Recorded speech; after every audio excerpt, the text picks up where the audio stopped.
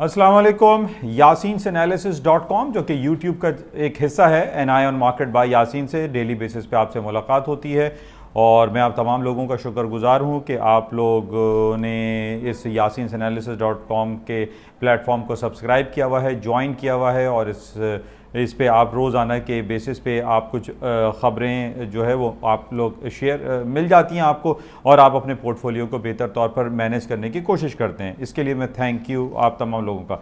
अच्छा, जो इम्पॉर्टेंट ख़बरें, सबसे पहले तो कल पाकिस्तान सेमीफाइनल में हार गया और बहुत बड़े अफसोस की बात, तो बहरहाल it is a part of the game. Cricket match हो या कोई भी मैच हो उसमें हार और जीत तो होती है, लेकिन सिर्फ दो खिलाड़ियों की वजह से जिनकी परफॉर्मेंस बहुत ही ख़राब रही, जिसकी वजह से आज हमें फ़ाइनल में जाने का मौका ना मिल सका। बहरहाल it is a part of the game, लेकिन ये है कि पूरा भरपूर ये जो T20 वर्ल्ड कप का जो सिलसिला चल रहा है, जो दुबई, शारजा और अबू धाबी में इसको मुनक़्क़िद किया गया है, हम UAE के शुक्रगुजार हैं कि उन्होंने बड़े खूबसूरत अंदाज से, और तीनों जो ये स्टेडियम्स हैं ये बड़े ज़बरदस्त, उन्होंने एक लेटेस्ट टेक्नोलॉजी के तहत वो तमाम बना रखे हैं और उसके लिए हमारी तरफ से UAE की हुकूमत को बहुत बहुत शुक्रिया और मुबारकबाद कि उन्होंने इतना अच्छा ये कार्निवल, इतना अच्छा ये जो एक शो है वो सेलिब्रेट किया, एक मुनक़्क़िद किया ICC के प्लेटफॉर्म से, और जिसको लोगों ने बहुत ज़्यादा महसूस किया, मज़ा किया, लोग वहाँ गए। और बहरहाल पाकिस्तान हार गया, लेकिन ये है कि जो एक टूर्नामेंट में पूरा एक भरपूर जो किरदार अदा किया कि 5 टूर्नामेंट्स के 5 मैच पाकिस्तान जीता, ये एक बहुत बड़ी अचीवमेंट थी। बहरहाल इसके अलावा जो आज हमारे पास जो सूरत हाल है, जो मार्केट के हवाले से कुछ हम बातें करते हैं। कल की एक और ख़बर बड़ी इंपॉर्टेंट थी जो कि चाइना के लिए बड़ी इंपॉर्टेंट है। चाइना की एज अ होल पूरी इकॉनमी के लिए, उनकी पॉलिटिकल सिस्टम के लिए, उनकी कम्युनिस्ट पार्टी के लिए एक बहुत अच्छी खबर आई, और वो ख़बर ये थी कि ज़ी जिनपिंग जो कि वहाँ के सदर हैं चाइना के, उन्होंने एक पार्लियामेंट से और उनकी जो कम्युनिस्ट पार्टी का जो एक प्लेटफॉर्म है वहाँ से एक कानून मंजूर करवा लिया है जो कि ये कहता है कि ज़ी जिनपिंग अब ताहयात वहाँ के सदर रहेंगे, और बड़ी अक्सरियत से वो ये जीत गए। और हम ये देख रहे हैं कि न सिर्फ ज़ी जिनपिंग चाइना के प्रेसिडेंट, बल्कि हमने रूस के प्रेसिडेंट में मिस्टर व्लादिमीर पुतिन को भी यही देखा कि उन्होंने भी अपनी पार्लियामेंट से एक ऐसा कानून, एक ऐसा मसौदा जो है वो जारी करवा लिया है या पास करवा लिया है, जिसकी वजह से हम ये देख रहे हैं कि रूस में भी जो व्लादिमीर पुतिन साहब हैं वो ताहयात प्रेसिडेंट अब रहेंगे। ये दुनिया की 2 बड़ी इकॉनमीज़ हैं, यानी चाइना और रूस, जो कि पूरी दुनिया को एक तरीके से, चाहे वो जंगी सूरत हाल हो या आप कह लीजिए कि मुआशी सूरत हाल के हवाले से इनका एक बहुत अहम किरदार है। पिछले दिनों हमने ये देखा कि ओपेक प्लस जो कंट्रीज़ हैं या ओपेक कंट्रीज़ हैं, जिसमें ओपेक प्लस में हम रूस को सबसे बड़ा गिरदानते हैं, और ओपेक में सऊदी अरब की अहमियत बहुत ज़्यादा है क्योंकि वो तेल की पैदावारी सलाहियत उसके पास सबसे ज़्यादा है। और इसी तरह ओपेक प्लस में जब हम बात करते हैं, प्लस लगा देते हैं, तो उसमें रूस को सरे फहरिस्त रखा जाता है, क्योंकि हम ये जानते हैं कि रूस जो है तमाम पूरे यूरोपियन कंट्रीज़ को वो गैस और पेट्रोल की सप्लाई करता है, और ख़ास तौर पे जब सर्द मौसम आता है तो वहाँ गैस की सप्लाई जो है वो बहुत ज़्यादा बढ़ जाती है, और रूस का एक कोर एक एक्सपोर्ट आइटम है जो कि उसकी इकॉनमी उस पर रिलाय करती है। तो बहरहाल ये 2 सुदूर यानी ज़ी जिनपिंग और व्लादिमीर पुतिन को हम ये समझते हैं कि अब ये ताहयात वहाँ के प्रेसिडेंट रहेंगे और उनकी जो इकॉनमी सिचुएशन है वो मज़ीद बेहतर होगी। चाइना को हम पिछले 25-30 सालों से देख रहे हैं कि जिस तरीके से वो फ्रंट लाइन पर आया है और पूरी दुनिया में उसने मुआशी जो तरक्की की है और जो इक़्तिसादी तरक्की की है, उसका कहीं कोई हमें मिसाल मिलती नहीं है। The shortest period of time में चाइना ने बहुत ज़्यादा तरक्की की है, और आज हम ये समझते हैं कि अनडिक्लेयर्ड पावर जो है पूरी दुनिया की वो चाइना है। न सिर्फ मुआशी हालात में, बल्कि अगर हम मुसल्लह असलाह के हवाले से भी अगर बात करते हैं, जो अम्यूनिशन उन्होंने बना रखे हैं वो भी पूरी दुनिया में सर फहरिस्त है, नंबर 1 है। लेकिन हम ये चाहते हैं कि पूरी दुनिया अमन और शांति का गहवारा रहे, चाहे वो रूस हो, चाइना हो, अमेरिका हो या यूरोपियन यूनियन हो। वो आपस में तिजारती खलफशार तो ठीक है, ये तो आप एक्सेप्ट कर सकते हैं, लेकिन जो जंगी सूरत हाल है और ये तारीख़, ये सेंचुरी जो जो सदी हमारे पास गुजरी, जिसमें नागासाकी और हिरोशिमा के ऊपर, जापान के ऊपर 2 एटम बम गिराए गए, अब पूरी दुनिया इस चीज़ की मुताहम्मिल नहीं हो सकती। तो बहरहाल ये एक अच्छी बात हमें कल नज़र आई कि ज़ी जिनपिंग ताहयात वहाँ के प्रेसिडेंट रहेंगे। इस हवाले से और भी उनकी कुछ कानूनी सिलसिले हैं वो भी क्लियर हो जाएंगे, तो ये एक लाइफ टाइम इनको प्रेसिडेंसी का जो खिताब है या उनकी जो सीट है वो बरकरार रहेगी। अच्छा, इसी तरीके से कल हमारे पास बड़ा इंपॉर्टेंट डे था 11/11, यानी सिंगल्स डे सेलिब्रेट किया गया चाइना में और एशियन कंट्रीज़ में, और ख़ासतौर पे चाइना में ये ज़्यादा होता है। और पिछले साल भी ये Alibaba.com और JD.com जो कॉम्पिटिटर हैं और बहुत बड़ी कंपनीज़ हैं चाइना की, इन्होंने ये सिंगल्स डे को सेलिब्रेट किया, जो कि पिछले 2009 से हम देख रहे हैं कि बाकायदा हर साल सेलिब्रेट किया जाता है। और ये कहा जा रहा है कि जनाब ये जो सिंगल्स डे सेलिब्रेट किया जाता है, इसने पूरी दुनिया की जो शॉपिंग फेस्टिवल के जो रिकॉर्ड्स थे वो तोड़ दिए हैं। अच्छा, पिछले साल हमारे पास 115 बिलियन डॉलर का था, और इससे पहले 2019 में हमारे पास तकरीबन 100 बिलियन डॉलर की शॉपिंग थी। पिछले साल उसने अपना ही रिकॉर्ड तोड़ा, इस साल भी अपना ही रिकॉर्ड 115 बिलियन ऑफ डॉलर का रिकॉर्ड Alibaba.com और JD.com ने तोड़ दिया। लेकिन कहा यह जा रहा है कि कल ये शॉपिंग तो हुई, लोगों ने 139 बिलियन ऑफ डॉलर की शॉपिंग तो की, लेकिन इसके अंदर ये कहा जा रहा है कि उनके रेगुलेटर्स, जो चाइना के रेगुलेटर्स हैं जो कि मॉनिटर कर रहे होते हैं तमाम शॉपिंग को, वो ये कहते हैं कि Alibaba.com, जिसको पिछले साल 2.8 बिलियन ऑफ डॉलर की पेनल्टी लगाई गई थी, उनको उनके ऊपर एक चार्ज लगाया गया था कि जनाब वो एक अनफेयर कॉम्पिटिटर प्रैक्टिस जो है वो करते हैं, यानी अनफेयर कंपटीशन की तरफ चले जाते हैं। यानी JD.com हो या आपका Alibaba.com हो, जो जब इनके ऊपर इतनी ज़्यादा हैवी पेनल्टीज लगाई जाती हैं तो ज़ाहिर है इनकी अर्निंग्स पे, इनके प्रॉफिटेबिलिटी के रेशो में डिक्लाइन आ जाता है, कमी वाक़ हो जाती है। कल 139 बिलियन ऑफ डॉलर की शॉपिंग ज़रूर हुई है, लेकिन इसके ऊपर ये कहा जा रहा है कि जनाब इन्होंने अगर अनफेयर प्रैक्टिस की होगी तो इनके ऊपर और भी ज़्यादा चार्जेस लगा दिए जाएंगे। तो ये एक मिक्स रिएक्शन नज़र आ रहा है, लेकिन बहरहाल ओवरऑल जो सिनेरियो है, ओवरऑल जो हमारे पास नंबर्स आए हैं वो यही हैं कि 139 बिलियन ऑफ डॉलर की shopping is a huge shopping. और इस शॉपिंग को अगर हम कंपेयर करते हैं अमेरिका और यूरोप में, जब थैंक्स गिविंग डे अगले 15 दिन में आने वाला है, बल्कि 10-12 दिन रह गए, थैंक्स गिविंग डे हॉलीडे आ रहा है, उसके अंदर जो ब्लैक फ्राइडे या ब्लेस फ्राइडे जो लोग सेलिब्रेट करते हैं पूरी दुनिया में, उसमें जो शॉपिंग होती है, या क्रिसमस हॉलीडेज अगले महीने आएगा 25 दिसंबर को, या उसके very next day boxing day आता है, या फिर न्यू ईयर हॉलीडेज जो आती हैं उसके अंदर जो सेलिब्रेशन होती है, उसके अंदर जो शॉपिंग कार्निवल लगता है, उसके अंदर जो ऑनलाइन शॉपिंग का सिलसिला बर्पा होता है, कहा यह जा रहा है कि वो आप कह लें कि वो 25% इस टोटल 139 बिलियन ऑफ डॉलर का सिर्फ 20-25% अमेरिका और यूरोप में शॉपिंग होती है। तो अब अगर हम इसका कंपैरिजन करते हैं चाइना की शॉपिंग कार्निवल से, तो ये तो 139 इट्स अ टू बिग, मतलब इतनी ज्यादा शॉपिंग वहां पर हो गई है। और आप देख रहे हैं अपने टीवी अखबारात में इसकी कितनी प्रमोशंस चल रही थी कि जनाब 11/11 जो है वो आने वाला है। बहरहाल लुबे लुबाब हमारे पास यही है कि 139 बिलियन ऑफ डॉलर की शॉपिंग की गई है, that's too good, too huge. और इसके अंदर अगर हम डिवाइड करते हैं तो 84.5 बिलियन ऑफ डॉलर अलीबाबा ने किया है और 54.6 बिलियन ऑफ डॉलर JD.com ने इसमें पार्टिसिपेट किया, अपना रोल प्ले किया, जिसकी वजह से हम देख रहे हैं कि स्टॉक मार्केट ठीक है, आज थोड़ी सी थकी हुई दिखाई दे रही है मार्केटों में। कल जाहिर है अमेरिका में वेटरन्स डे हॉलीडे था, और इसी तरीके से कल कनाडा की जो बैंक हॉलीडे था उसमें भी मार्केट में वॉल्यूम बहुत मतलब मिनिमल था और कम था, जिसकी वजह से कल बहुत ज़्यादा मार्केट में कोई अप्स एंड डाउन्स हमें दिखाई नहीं दिए। लेकिन बहरहाल आज मार्केटें खुलेंगी, आज अमेरिका में बैंक हॉलीडे नहीं है, आज अमेरिका की या स्टॉक मार्केटें, बैंक सारे खुल जाएंगे। उसके बाद हमें ये चेक करना पड़ेगा कि ये JD.com और Alibaba.com ने जो 139 बिलियन ऑफ डॉलर की शॉपिंग की है, इसके असरात यूरोपियन और अमेरिका की स्टॉक मार्केट पर क्या पड़ते हैं। जो बज़ाहिर दिखाई दे रहा है उसमें यही कह सकते हैं कि ये पॉजिटिव रहेगा, और इट्स अ ह्यूज शॉपिंग मेला था जो कि कल ख़त्म हो गया। 24 घंटे के लिए ये सेलिब्रेट किया जाता है। अच्छा, इसके अलावा एक अच्छी खबर हमारे पास सामने आई है ग्लोबल वार्मिंग के हवाले से। आज जैसा मैंने आपको कहा कि आज स्कॉटलैंड का जो शहर है ग्लासगो, जो कि 15-20 दिनों से वहाँ पर एक मीटिंग चल रही थी ग्लोबल वार्मिंग के हवाले से, जो कि यूनाइटेड नेशन के प्लेटफॉर्म से चली है। और यूनाइटेड नेशन ये कोशिश में लगा हुआ है कि पूरी दुनिया का इस वक्त जो ग्लोबल वार्मिंग है, जो पूरी दुनिया का जो टेम्परेचर बढ़ता चला जा रहा है, यानी 1% से 1 डिग्री सेंटीग्रेड से लेके अभी 2.5 डिग्री सेंटीग्रेड तक पूरी दुनिया का जो टेम्परेचर रेज हो रहा है, उसकी वजह से क्या हो रहा है कि हमारे ग्लेशियर्स पिघलना शुरू हो गए, हमारी जो समंदरी हुदूद है उसमें इजाफा होता चला जा रहा है। और कहा यह जा रहा है कि आज से 50 साल के बाद दुनिया के बहुत सारे जो समंदर के करीब रहने वाले जो शहर हैं आबाद जो शहर हैं वो ख़त्म हो जाएंगे और उनके ऊपर सैलाब आ जाएगा, उनकी उनकी जो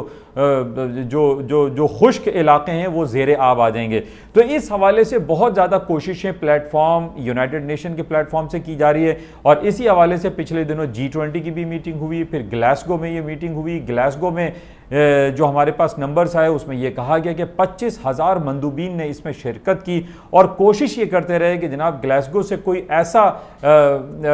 ऐसे कमेंट्स जारी हों, ऐसी अनाउंसमेंट हो जो कि पूरी दुनिया के ग्लोबल वार्मिंग को डिक्लाइन करने का सबब बने। लेकिन हमने पिछले दिनों ये देखा कि जनाब चाइना, रूस एक पेज पर नज़र नहीं आए, अमेरिका एक पेज पर नज़र नहीं आया, चाइना के मिस्टर जी जिनपिंग और व्लादिमीर पुतिन रूस के वो भी उस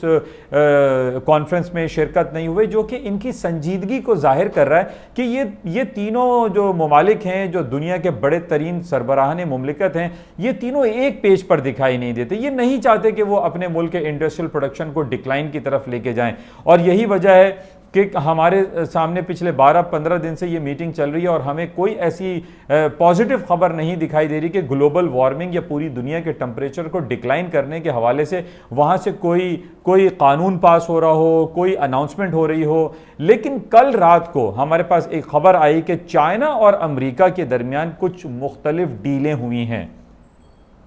जो कि ये बहुत पॉजिटिव खबर है। लेकिन मैं इसको इतना ज़्यादा इसको सीमेंट नहीं करूँगा, इतना ज़्यादा इंडोर्स नहीं करूँगा, क्योंकि बिल्कुल जब आखिर में मीटिंग ख़त्म हो रही है तो जनाब उठ के खड़े हो गए और चाइना और अमेरिका कहते हैं चलें ठीक है, थोड़ा बहुत हम भी इंडस्ट्रियल प्रोडक्शन को कम कर लेंगे, हम भी थोड़े से फॉसिल फ्यूल को जो है वो डिक्लाइन करने की कोशिश करेंगे। इसके अंदर कोई करंट मौजूद नहीं है। तो ये डील तो बहरहाल इनकी हो गई है, लेकिन ये कि इस डील के दूररस नताइज बरामद होते हुए दिखाई नहीं देते। अच्छा, अब इस बेसिस पे क्या होगा, जब वो इंडस्ट्रियल प्रोडक्शन या फॉसिल फ्यूल को डिक्लाइन नहीं करेंगे तो इन बेसिस पे हम ये समझते हैं कि जनाब स्टॉक मार्केटों में जो तेजी का रुझान बरकरार है वो बरकरार रहेगा, उसके अंदर तेजी बिल्कुल रहेगी। और कल जिस तरीके से हमने देखा कि दो अच्छी खबरें, जी जिनपिंग साहब ताहयात प्रेसिडेंट बन गए, 11/11 जो है 139 बिलियंस ऑफ डॉलर की शॉपिंग कर लेता है। तो इन बेसिस पे जब हम चेक करते हैं तो हमें कहीं कोई नेगेटिव खबर तो नहीं मिल रही कि जनाब इसके बेसिस पे जो है मार्केटें डाउन हो जाएंगी, या अमेरिका या यूरोपियन यूनियन या दुनिया के किसी भी मुल्क ने यह जाहिर किया हो या इशारा दिया हो कि जनाब वो अपने शरह सूद को इजाफे की तरफ जा रहा है। तो बहरहाल ये कुछ खबरें हमारे पास हैं कि जिसमें यह कहा जा रहा है कि सब कुछ अच्छा है और कहीं कोई नेगेटिव खबर हमारे पास नहीं आ रही है। अच्छा, कल 2 दिन से हम देख रहे हैं, परसों यानी जुमेरात और बुध यानी वेडनेसडे एंड थर्सडे को हमने देखा कि गोल्ड की कीमतें जो इसका टेक्निकल लेवल था 1840 वो ब्रेक कर गया, वहां से मार्केट 1870 तक चली गई, 1870 तक मार्केट चली गई। आज जुमे का दिन है, टेक्निकल ग्राउंड बड़े इंपॉर्टेंट होते हैं और मैं बारहा आप तमाम लोगों की खिदमत में ये बात करता हूं कि टेक्निकलिटीज को जरूर फॉलो किया करें। आज जुमे का दिन है, अगर मार्केट 1840 के ऊपर क्लोज होती है तो it means the gold market will go up more और बहुत ज्यादा पोटेंशियल एग्जिस्ट करता है। कल भी मैंने आपसे इससे पहले भी जिक्र किया था कि जनाब अमेरिका ये जो चाइना में 11/11 की शॉपिंग का सिलसिला है, जो कार्निवल हुआ है, इसके अंदर लोग बहुत ज़्यादा जो लड़का लड़की होते हैं, जो बैचलर्स होते हैं, वो आपस में गोल्ड के जो ज्वेलरी है वो आपस में एक दूसरे को गिफ्ट देते हैं और जिसकी वजह से गोल्ड की मांग में इजाफा रहता है। और इसी तरीके से ये जिस तरीके से हम आजकल देख रहे हैं, नवंबर, दिसंबर, जनवरी के जो 3 महीने होते हैं पाकिस्तान, इंडिया में जो सर्दी के मौसम होते हैं, सर्द मौसम में नॉर्मली लोगों की यहाँ जो है वेडिंग सेरेमनीज होती हैं, शादियाँ सेलिब्रेट करते हैं, उन शादियों में भी गोल्ड की डिमांड में इजाफा होता है, जिस बेसिस पे हम ये कह सकते हैं कि गोल्ड की कीमतों में मजीद ऊपर जाने का पोटेंशियल एग्जिस्ट करता है। अच्छा, इसी तरीके से आज पाकिस्तान में 1,29,500 के लगभग सोना जो है वो पर तोला के हिसाब से सेल हो रहा है और उसके ऊपर जाने की वजह हमारे यहाँ जो बुरा हाल है, हमारे यहाँ जो पाकिस्तानी रुपया है वो डेप्रिशिएट होता चला जा रहा है, डिक्लाइन होता चला जा रहा है। आज भी पिछले दिनों हमने सुना कि जनाब 169 रुपीज़ का हो गया है डॉलर। मैंने उस वक्त भी आप तमाम लोगों की खिदमत में ये बात पेश की थी कि पाकिस्तानी रुपया मजीद डेप्रिशिएट होगा, पाकिस्तानी रुपया डिक्लाइन होता रहेगा, अमेरिकन US डॉलर हो चाहे बरतानवी पाउंड स्टर्लिंग हो उसके अंदर तेज़ी रहेगी, UAE दरम हो या सऊदी रियाल हो वो महंगा होता रहेगा।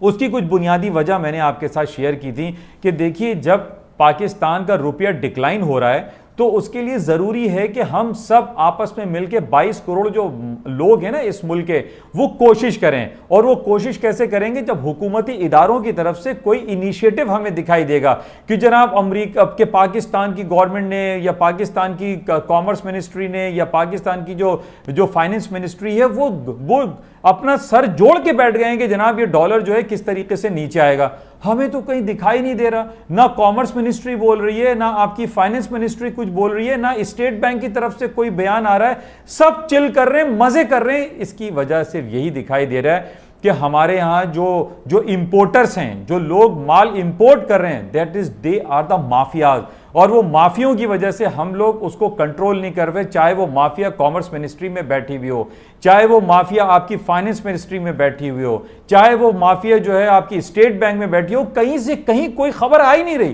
कि भाई पाकिस्तानी रुपया डिक्लाइन होता जा रहा है, इसको बेहतर करने लिए कौन से इनिशिएटिव लेने चाहिए। कुछ भी नहीं हो रहा है। आप देख लीजिए कि रोजाना के बेसिस पे अगर 169 तक मार्केट गई थी तो मैंने उसी दिन आपसे कहा था कि बाय यूएस डॉलर, क्योंकि पाकिस्तान की गवर्नमेंट की तरफ से कोई इनिशिएटिव हमें दिखाई नहीं दे रहा है। तो बहरहाल इस हवाले से मैंने पहले भी आपसे कहा था कि पिछले साल हमारे पास 6 अरब डॉलर का इंपोर्ट बिल था। आज हम 15 अरब डॉलर के इंपोर्ट बिल पे खड़े हुए हैं। 6 अरब से 15 अरब यानी 9 अरब डॉलर आपको मजीद पेमेंट करनी है। अब ये 9 अरब डॉलर कहां से आएंगे? जब आप मार्केट में जाएंगे डॉलर खरीदने के लिए तो उसको तो पर लगेंगे। और प्लस ये कि हमारी जो कोर इंपोर्ट है वो क्रूड ऑयल है। मैंने पहले भी आपसे कहा कि जब आप क्रूड ऑयल को गो अहेड कहेंगे, चलो ठीक है क्रूड ऑयल तो हमारी एक नेसेसिटी गुड है, ये हमारे पास जो अननेसेसरी गुड्स हम इंपोर्ट कर रहे हैं, लग्जरी करोड़ों रुपए की गाड़ियां हम इंपोर्ट कर रहे हैं, इस पे हुकूमत पाकिस्तान बैन क्यों नहीं लगा रही है? इसी वजह से हमारे यहां महंगाई बढ़ती चली जा रही है, क्रूड ऑयल के प्राइसेस बढ़ते चले जा रहे हैं, सोने चांदी सब कुछ बढ़ता चला जा रहा है। बिकॉज क्योंकि पाकिस्तानी रुपया कमजोर होता चला जा रहा है। और बड़े अफसोस के साथ ये कहना पड़ता है कि पाकिस्तानी हुकूमत इस मामले में फेलियर की तरफ जा रही है। इनकी कॉमर्स मिनिस्ट्री और फाइनेंस मिनिस्ट्री, इवन के स्टेट बैंक भी कोई इनिशिएटिव नहीं ले रहा है।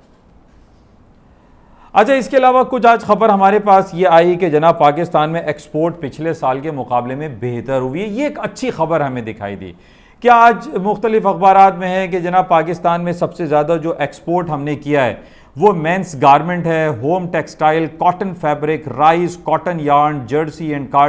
Cardigans, women's garment, synthetic fibre, ये हमने एक्सपोर्ट किया है। और एक्सपोर्ट किया है US, UK, China, UAE, Spain के किंगडम ऑफ सऊदी अरेबिया, ये हमारे एक्सपोर्ट आइटम है। लेकिन हम ये देख रहे हैं कि इन एक्सपोर्ट आइटम में हमारी सब्जी नहीं है, हमारे फ्रूट्स नहीं है, तो इन चीज़ों को तो बहुत ज़्यादा एक्सपोर्ट होना चाहिए। अब ये कहा जाता है कि जनाब रॉ कॉटन जो एक्सपोर्ट नहीं होना चाहिए वो हम एक्सपोर्ट कर देते हैं। अब ये कहाँ की लॉजिक है, कैसे ये दुरुस्त होगा, ये समझ में नहीं आता। बहरहाल आप खुद लोग इस समझदार हैं, इसको आप लोग चेक करें कि कब ये हमारा मामला सही होगा और पाकिस्तानी रुपया कब स्ट्रांग होगा।